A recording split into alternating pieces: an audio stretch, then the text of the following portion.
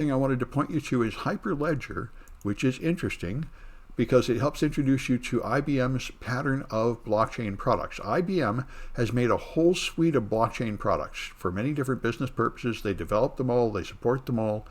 They were hoping to sell servers and software to everybody to run all these different blockchains as blockchain becomes ubiquitous in your business. This was the before there were NFTs.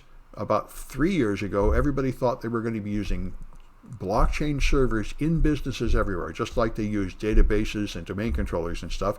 And I'm not sure how much that really turned out to be true, but they did develop all these different versions of blockchain servers to meet different business needs.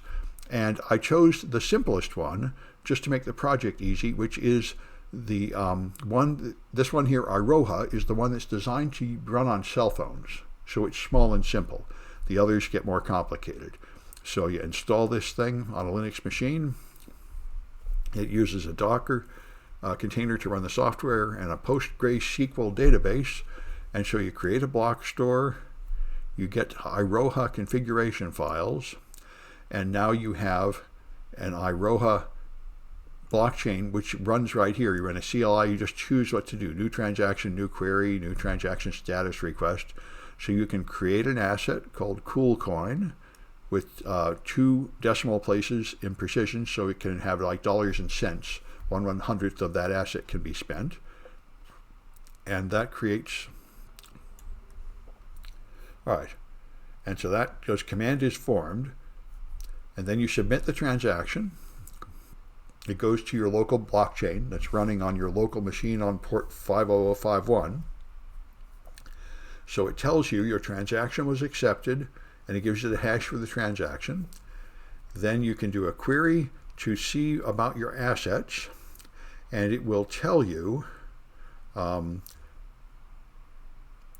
the asset has been created. Here are the transactions. CoolCoin test, domain, precision, all right. Showing you that there has been an asset created. Then you can issue some of these. You haven't made any of them yet, you just defined them on the blockchain. Now you can issue some coins, 1000.00 of them, and then you can query the assets of the administrator, and by default the administrator owns that money. So you see he has a balance of 100.00 of cool coins. And then you can transfer coins. And you'll see that go.